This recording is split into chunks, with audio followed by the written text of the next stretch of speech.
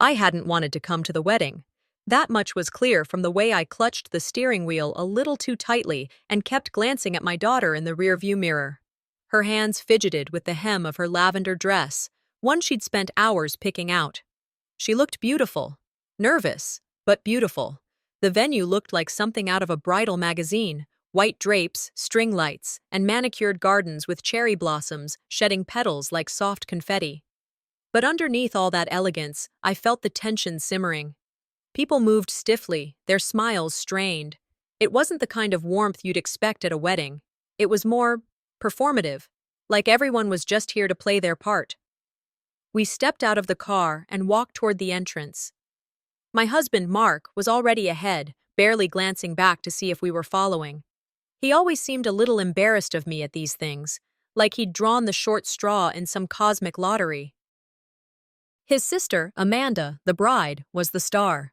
Always had been. Blonde, loud, adored by everyone who mattered. And right now, she was glowing in a way only people who knew they'd never be challenged could. I glanced at my daughter again, her eyes scanning the crowd, trying to find a familiar face. No one waved. No one approached. She straightened her back, lifted her chin slightly. I knew that move. I'd done it 1,000 times myself.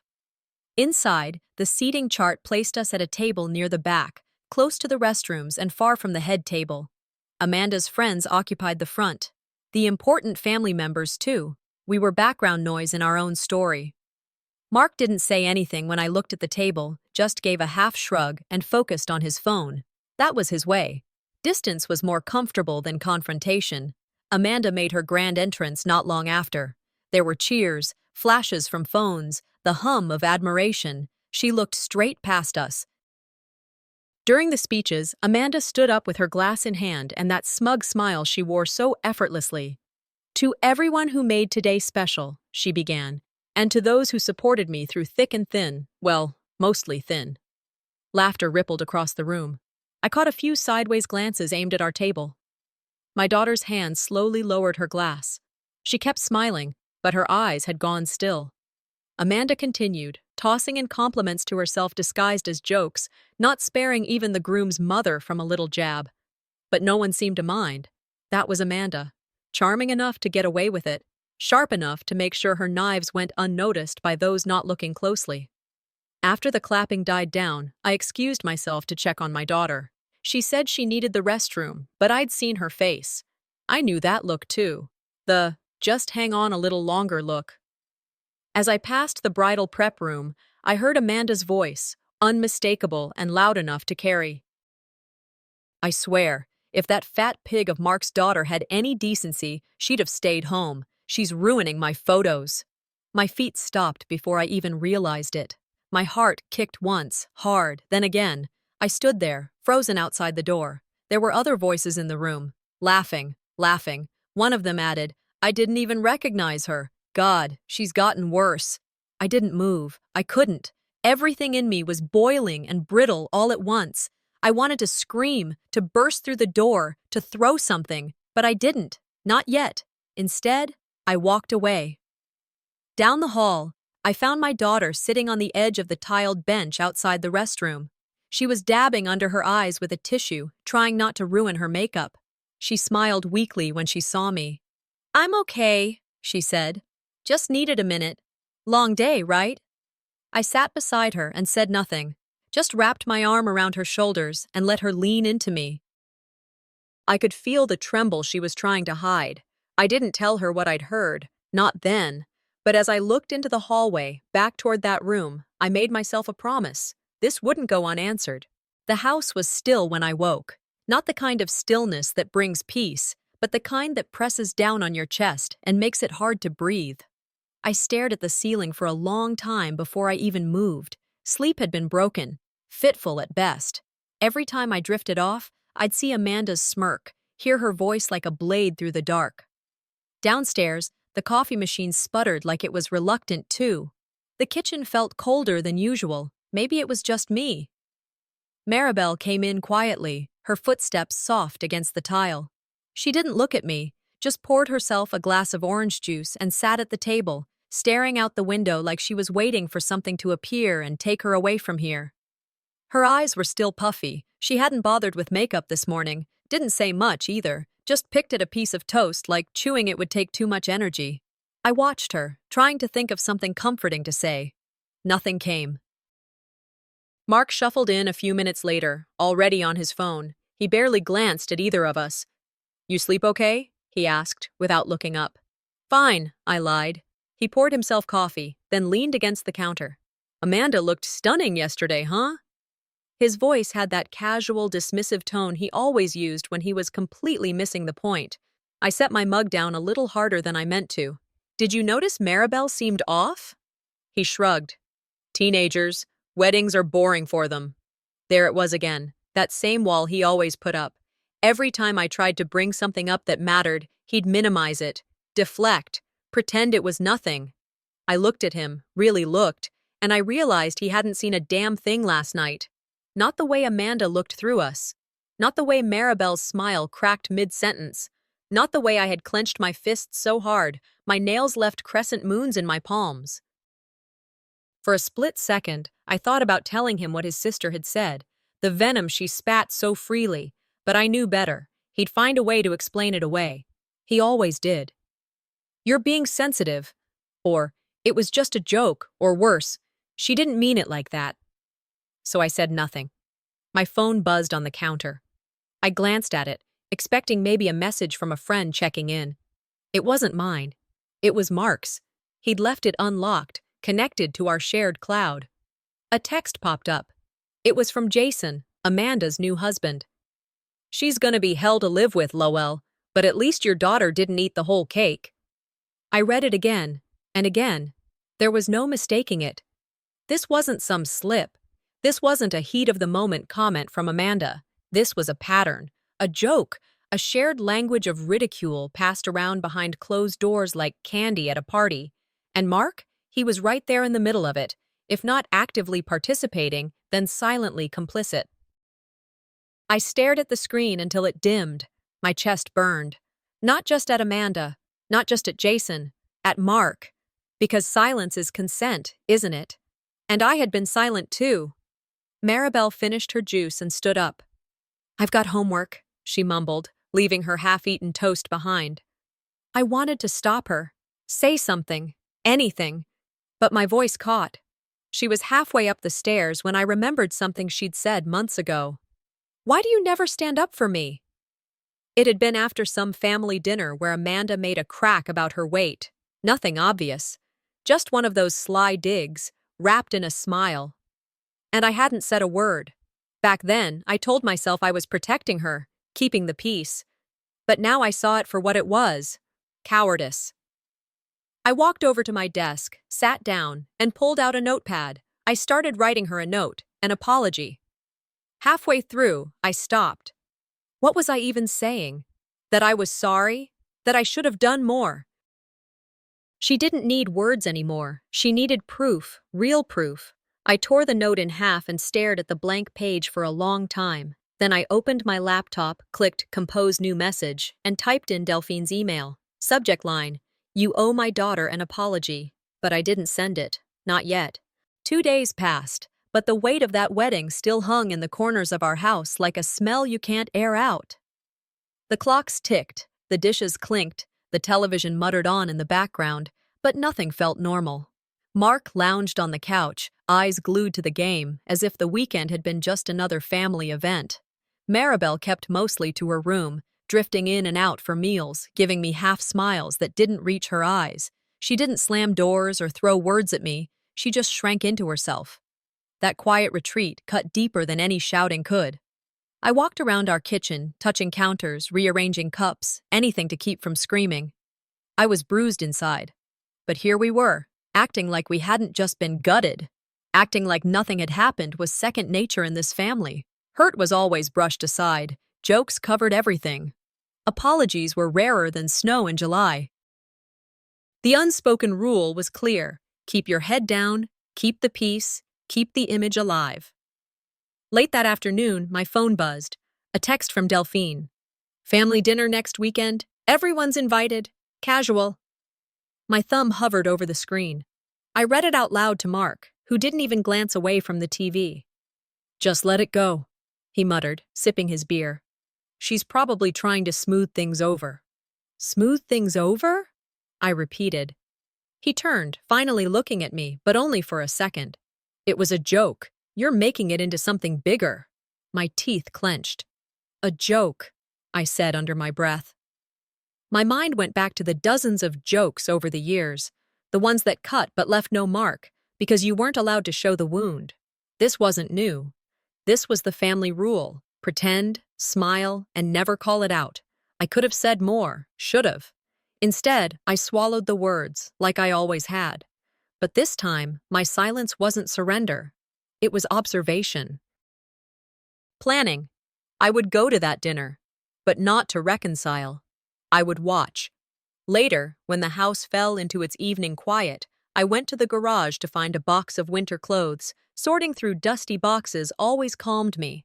Old Christmas ornaments, Mark's childhood baseball trophies, books with torn covers. I crouched to pick up a stack of notebooks wedged under a heavy photo album. One slipped out of my hands and fell open. It was a diary, small, with a cracked pink cover. Delphine's name scrawled across the inside in loopy teenage handwriting. I shouldn't have opened it, but I did. The entries were mostly petty rants about high school friends, teachers she hated. But then I turned a page dated December, years before I even met Mark. She had written, "Fat people are lazy and embarrassing. They ruin everything. Family Christmas was awful because of them." I stared at the words until they blurred. She'd been this way forever. This wasn't stress. This wasn't protectiveness. This was who she was. Cruelty dressed as honesty, sharpened over years. I remembered all the times I'd told myself, she's just tired, or she didn't mean it that way. All the excuses, all the silence. My fingers tightened around the edges of the diary until the spine cracked. Maribel came downstairs then, stopping in the doorway when she saw me crouched on the floor with the diary open. She looked at me, then at the book, but didn't say anything. Her eyes flicked with something, curiosity, maybe hurt, but she kept walking, heading to the kitchen for water before disappearing back up the stairs. I slid the diary shut, heart hammering. For the first time, it felt like evidence, proof. Not just a story I'd tell and be dismissed for. Real words, her words. That night, after Mark went to bed and the house was still, I slipped the diary into my purse. Then I stood in front of the hallway mirror. My reflection stared back, older than I remembered, eyes hard but steady.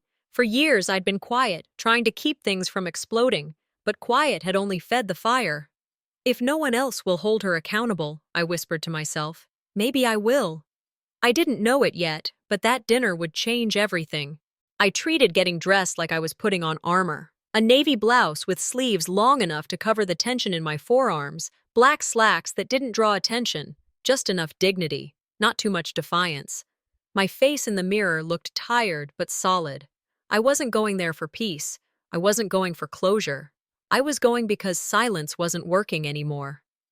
Mark stood at the bedroom door, arms folded. Just keep it simple tonight, okay? Don't make a scene. I didn't answer him. I slipped the diary into my purse, zipped it closed. That gesture alone gave me more strength than anything he'd said in days. Downstairs, Maribel sat on the edge of the couch, chewing a fingernail. She looked up. "Do I have to?" "No," I said. Then I paused. "But I want you to see it. That's all. You don't have to say anything." She nodded slowly. There was something tired in her eyes. Tired like mine. Not from one night. From years. The drive to Delphine's felt longer than it was. I could feel the stillness in the car, like the calm before a tornado. Every traffic light, every turn. I was going through motions, but my mind was racing. Her house looked exactly as expected. Perfect lawn, lights warm and golden, a table set for 8. Her curated life, polished to impress. But the moment we stepped inside, I felt it. That fake smile tension, the kind that sits just under a layer of polite. Gregory greeted us first. "Hey, you made it. Dinner's almost ready. Hope you brought your appetite." Delphine floated into the room behind him, wine glass in hand. "Let's heal tonight, huh? Family's too important to hold grudges. Mark laughed lightly. My jaw clenched. The table was arranged with precision. Delphine at the head, of course, her son beside her. The in-laws, too. Maribel and I were placed at the far end, just like at the wedding. Out of focus, out of reach. Dinner started with small talk. Football, weather, vacations. Delphine played hostess like it was a role she was born to own. "We're all just so blessed," she said, passing mashed potatoes to Gregory. No one mentioned what happened. Not a word about the wedding, not a glance in Maribel's direction. Just the same old hierarchy. Who got to speak, who got to smile, who had to sit still. And then it came. Delphine reached for the breadbasket, passed it toward Maribel with that smirk she'd mastered since high school. "Don't worry, sweetie," she said, loud enough for everyone to hear. "We saved the low-carb stuff for you." Nervous chuckles floated around the table. The in-laws shifted in their seats. Mark stared at his plate. Maribel's face turned scarlet. She didn't look up. Her shoulders dropped just a little, like something had cracked inside her. I didn't think. I didn't plan. My hand tightened around my fork, then I set it down. I looked straight at Delphine. "That's not funny," I said. And it wasn't funny last time either. The room froze, utensils stopped moving, glasses paused mid-air, all eyes turned to me. Delphine blinked, then laughed. "Oh, come on, can't we take a joke anymore?" I didn't blink. "We all know the difference between a joke and an attack, so let's not pretend." Mark cleared his throat but didn't say anything. No one did. They just sat there, uncomfortable. Good. Let them stew in it for once. Inside, my heart was pounding like a drum. But outside, I was still. Centered. In control. Delphine's smile twitched at the edges. Not gone, but rattled. Maribel slowly turned her head toward me. For the first time in weeks, she looked at me. Really looked. She whispered, "Thank you." It wasn't loud, but it hit deeper than anything else had that night. Delphine didn't lash out. She didn't need to. Her expression changed. Cool, calculated. Not afraid, just threatened. And I knew what that meant. I had expected resistance. I hadn't expected retaliation to come so quickly. We drove home in silence. Mark kept both hands on the wheel, eyes fixed on the road as if he could steer himself out of the tension. Maribel sat in the back, earphones in, but no music playing. I could see the unlit screen from the front seat. Her reflection in the window looked older than a 17-year-old should. The city lights flickered across her face like a bad memory. When we got inside, she went straight to her room without a word. The click of her door closing echoed down the hallway. Mark lingered in the kitchen, pretending to check the mail, pretending he hadn't just witnessed his sister humiliate our daughter again. "She'll be fine," he said, not looking up. "You're overreacting." "I'm not," I said flatly. He sighed. "Just don't make this bigger than it is." I stared at him. My hands were still shaking. For years, I'd convinced myself my restraint was strength. Tonight, it felt like complicity. I couldn't keep living under the weight of that silence. Something had to shift. My phone buzzed, a notification from an app I rarely used. Then another, and another. I frowned and unlocked it. A video was playing on my screen. It was the dinner table from tonight. Delphine's voice clear, her smirk frozen in the thumbnail. The caption read, "Family dinner or public shaming." I pressed play. The clip showed everything. Delphine passing the breadbasket, the line about low carb for Maribel. The camera must have been someone's phone, propped discreetly at the end of the table. I could see Maribel's face go red. I could see my hand tightening on the fork. The view count climbed even as I watched. Comments rolled in fast. Unbelievable. Poor kid. Classic mean girl tactics. Mixed in with others. Families joke like this all the time. Lighten up. I scrolled. Support. Judgment. Strangers dissecting my life as if it were a reality show. My heart pounded, but not with shame. With something sharper. A clarity I hadn't felt in years. This wasn't just inside our house anymore. The curtain was gone. The world was watching. I shut the phone off and went to Maribel's room. She was sitting on the floor, knees pulled up, staring at her screen. She looked up at me, eyes rimmed red. "It's everywhere," she whispered. I knelt down next to her. I saw. "They're laughing at me, Mom. People I don't even know." I took her hands. "Listen to me. This isn't your fault. I won't let them gaslight you anymore." Her lips trembled, but she nodded. "Whatever you decide, I stand with you." I exhaled slowly. For so long, I'd been waiting for a right time.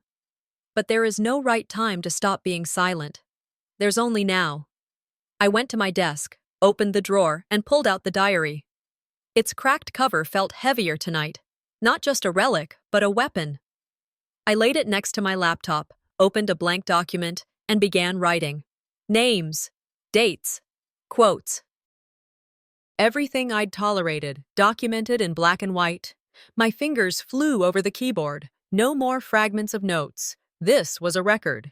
In between lines, I opened a new tab and began drafting a statement. It wasn't fancy, just 3 words at the top. Silence is consent. I attached the clip, typed out the truth.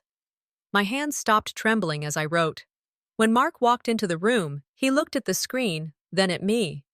"You're not actually going to post that, are you?" I met his eyes. "Watch me." He opened his mouth, then shut it again. I turned back to the laptop. I read the post once more. Every word felt like a brick being pulled off my chest. Then I hit send. The phone buzzed almost instantly. Messages, notifications, some supportive, some not. It didn't matter. I'd crossed the line between defense and offense. There was no going back.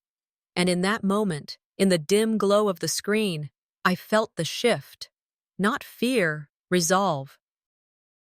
The retaliation came faster than I expected. I woke to the sound of my phone vibrating on the nightstand. I didn't even have to look. I already knew. The clip had spread faster than I thought it would. By morning, the internet had already chewed it up and spit it out in 10-second clips, side-by-side reactions, TikTok duets. I opened my phone and blinked through the sleep. Dozens of notifications, news alerts, comments. A message from Channel 5. "We'd like to request an on-camera interview. Your story is resonating." Another from someone I didn't recognize. "That woman humiliated your daughter. You stood tall. Thank you."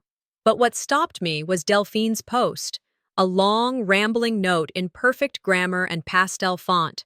Her signature was at the bottom, like it was some kind of letter from a queen.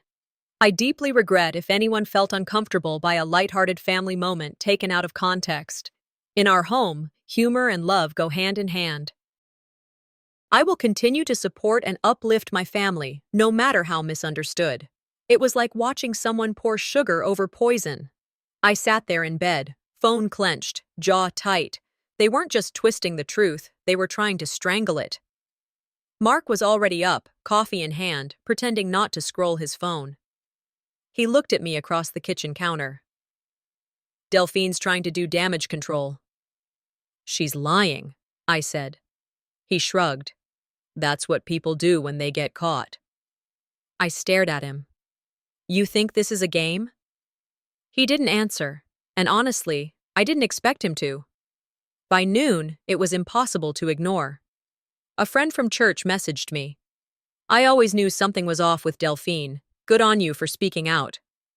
Another, less friendly. "You sure this isn't just a personal vendetta? Feels like family drama spilling into public." I didn't respond. I couldn't afford to.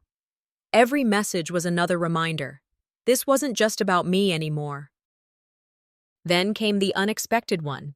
Claire, a woman I hadn't spoken to in years, someone who used to work at the same community center as Delphine, messaged, "I saw what happened. Years ago, she made a teenager cry during a workshop, told her no one liked a girl who took up too much space. I didn't say anything then, but I wish I had." I stared at the screen. My throat tightened. Another message came from the local mothers group. "We're starting a conversation about toxic family dynamics and body shaming. Want to share your story?" Part of me wanted to retreat, to pull the post down, delete everything, but it was too late for that, and honestly, too important. I walked to the den, turned on the TV. News anchors were already discussing the viral family video. A split screen of me and Delphine frozen mid-smile, mid-cringe. The media circus had arrived, but so had the backlash. For her, by late afternoon, word spread that 2 wedding vendors had canceled contracts with Delphine's shop. Someone posted screenshots of reviews, brides saying she belittled their weight, dismissed their opinions, talked down to their families. Then came the big blow. Her assistant, a young woman named Lila, posted a video. No makeup, raw lighting, voice shaking. I can't keep working somewhere that hurts people and pretends it's love. I quit. And I'm sorry I didn't speak up sooner. That video had twice as many views as mine within an hour. Then someone dug deeper. Someone had a copy of a voice memo from the old diary, a recording from a family Christmas years ago. Delphine, laughing into the phone, saying, "Some people should just accept they're built for buffet tables, not bridal aisles." My hands went cold. That voice, that tone, that arrogance. And it wasn't just aimed at me, it was who she was. The tide had shifted, but I wasn't ready for what came next. A commenter tagged me in a thread. "Isn't that Prudence May in the background at the dinner table? She was laughing too." I clicked. Sure enough, Prudence's face appeared in several clips, always behind Delphine, always silent. I sat back, stunned. Prudence wasn't just a passive guest. She was there for all of it. The wedding, the dinner. She had never once stepped in. I found her number and called. She answered on the second ring. "Hello?" "It's me," I said. "We need to talk. In person." She paused. "Is this about the video?" "Yes." An hour later, I met her at a small cafe downtown. She looked like she hadn't slept. No makeup. Hoodie pulled tight. "I didn't know it would go this far," she said, barely above a whisper. "You stood there. You heard her. Why didn't you say anything?" She looked away. "Because I've seen what happens when you go against her. She cuts you out." Ice cold. Family or not? And that was more important than standing up for Maribel? She swallowed hard. I was scared. I nodded, not angry, just done. We're not kids anymore, Prudence. Fear's not an excuse. Not now. She reached for her cup, then stopped. What are you going to do? I didn't answer. I just stood and left. When I got home, Maribel was on the couch, knees tucked under her, phone in hand. "They're asking for you," she said. "Channel 5. They want to do a live interview." My heart thudded. I sat down, stared at the message. The words swam for a second, then settled. "Are you going to do it?" she asked. I nodded, then typed the reply. "I'm ready." Tomorrow the table would be turned, in front of everyone. I arrived at the studio an hour early, heart humming like an electric wire. The fluorescent lights, the camera lenses, the makeup station, none of it felt foreign anymore. This wasn't a performance, it was my chance to speak. A producer greeted me with a small smile and led me backstage. I balanced my purse and the diary inside, hidden beneath my coat, like a secret weapon. In the makeup chair, the artist brushed powder softly across my cheeks.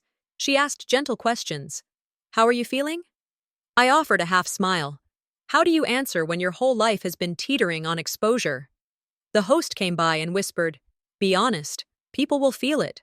I nodded, and suddenly the quiet in my chest stretched outward, preparing me for what came next. Lights dimmed, cameras clicked on. I walked onto the stage and sat across from the host. The audience lights softened behind me. I tasted the sting of adrenaline.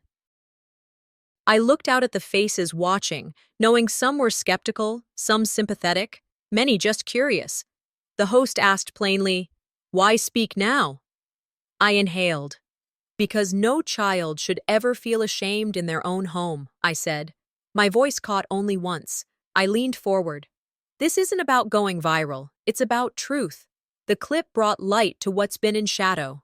I described not just the insult passed over dinner, but the pattern, smiling jabs, whispered comments, subtle exclusions that built up over years. If you ignore beginnings, you allow abuse to live, I said, eyes fixed on invisible listeners. The audience was quiet, You could hear the hum of an air conditioner, even that seemed to hush. In the control room, I imagined the techs exchanging glances. I felt poised, as though I were standing at a precipice, knowing the echo behind me. After I spoke, the reactions were immediate. People around me checked their phones, cameras panned to comment panels. Outside, on social media, #StandWithMaribel began to trend. Teachers and parents posted support.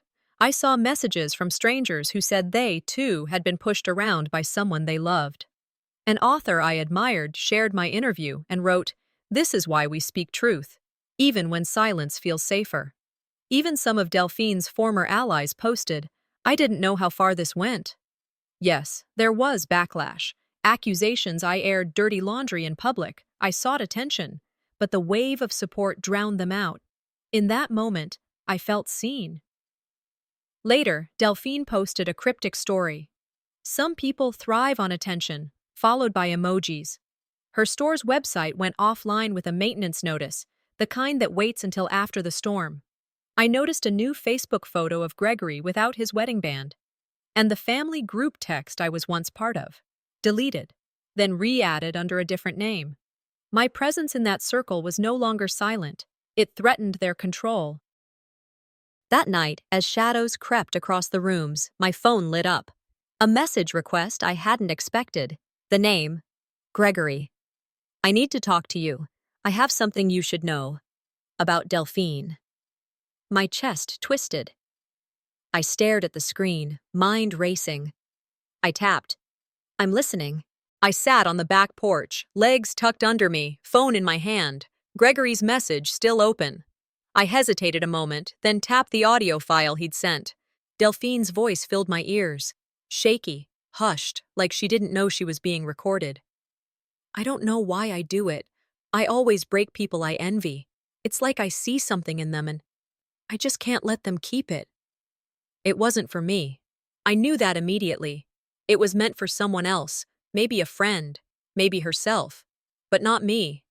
And yet, hearing it made the anger quiet just a little. Not because it excused anything, but because it made something clear. Her cruelty wasn't strength. It was insecurity dressed up in control. I saved the voicemail, not to share, not to weaponize, just to remember that people show you who they are, sometimes when they don't mean to. Later that night, Maribel sat cross-legged on the porch painting, headphones on, brush steady. The string lights above us flickered like fireflies. I watched her, this quiet, thoughtful young woman, and wondered how much of her peace came from what I had chosen not to pass down. I thought about my mother, about the silence that had blanketed our house for years, how we'd mistaken silence for peace, how I learned early to shrink when voices rose. That kind of survival sticks to you like old wallpaper. But I wasn't passing it on, not this time. I had ripped it down, exposed the wall behind it, even if it was cracked and uneven. Some pain doesn't need a response. Some scars just ask to be seen. I sat down with my husband the next morning over coffee. The air between us had changed. Less fog, more sun, but still cool. "I can't pretend this never happened," I told him. "I know," he said. "I need you to back me up. When they cross the line again, if they do, I need to know we won't just sit there and let it happen." He nodded. "We set new rules. We follow them." Respect goes both ways. If they can't give it, they don't get access. It wasn't perfect, but it was progress. That weekend, Maribel submitted a letter to the local paper, a message to teens dealing with family bullying. It ran under the title, "When the Hurt Comes from Home." It went viral. Again, not because it was flashy, but because it was honest. She was invited to speak at a youth summit in Kansas City. They asked if I'd join her. I said yes, without blinking. The morning of the event, we planted a tree in our backyard. Just the three of us. Maribel held the young sapling steady as I shoveled soil. My husband watered it slowly, silently. "Roots matter," I said to Maribel, patting the ground gently. "But so do wings." She looked at me, that soft half-smile I'd come to treasure, and nodded. As the sun dipped low, I walked back inside, paused by the back door. I turned, took one last look at the tree we'd planted. I thought of every woman I'd never met holding in the same kind of pain, not always the same story, but the same silence. So, if you're reading this, or listening, and holding pain you never asked for, I hope you remember this. You don't have to pass it down, you can pass peace instead. Forgiveness isn't letting someone off the hook, it's setting yourself free from their grip. I sat on the back porch, legs tucked under me, phone in my hand. Gregory's message still open. I hesitated a moment, then tapped the audio file he'd sent. Delphine's voice filled my ears. Shaky, hushed, like she didn't know she was being recorded. I don't know why I do it. I always break people I envy. It's like I see something in them and I just can't let them keep it. It wasn't for me. I knew that immediately. It was meant for someone else. Maybe a friend. Maybe herself. But not me. And yet, hearing it, it made the anger quiet just a little. Not because it excused anything, but because it made something clear. Her cruelty wasn't strength. It was insecurity dressed up in control. I saved the voicemail, not to share, not to weaponize, just to remember that people show you who they are, sometimes when they don't mean to. Later that night, Maribel sat cross-legged on the porch painting, headphones on, brush steady. The string lights above us flickered like fireflies. I watched her, this quiet, thoughtful young woman, and wondered how much of her peace came from what I had chosen not to pass down. I thought about my mother, about the silence that had blanketed our house for years, how we'd mistaken silence for peace, how I learned early to shrink when voices rose. That kind of survival sticks to you like old wallpaper. But I wasn't passing it on. Not this time. I had ripped it down, exposed the wall behind it, even if it was cracked and uneven. Some pain doesn't need a response. Some scars just ask to be seen. I sat down with my husband the next morning over coffee. The air between us had changed. Less fog, more sun, but still cool. I can't pretend this never happened, I told him. I know, he said. I need you to back me up. When they cross the line again, if they do, I need to know we won't just sit there and let it happen. He nodded. We set new rules. We follow them. A respect goes both ways. If they can't give it, they don't get access. It wasn't perfect, but it was progress. That weekend, Maribel submitted a letter to the local paper, a message to teens dealing with family bullying. It ran under the title, When the Hurt Comes from Home. It went viral. Again, not because it was flashy, but because it was honest. She was invited to speak at a youth summit in Kansas City. They asked if I'd join her. I said yes without blinking. The morning of the event, we planted a tree in our backyard, just the three of us.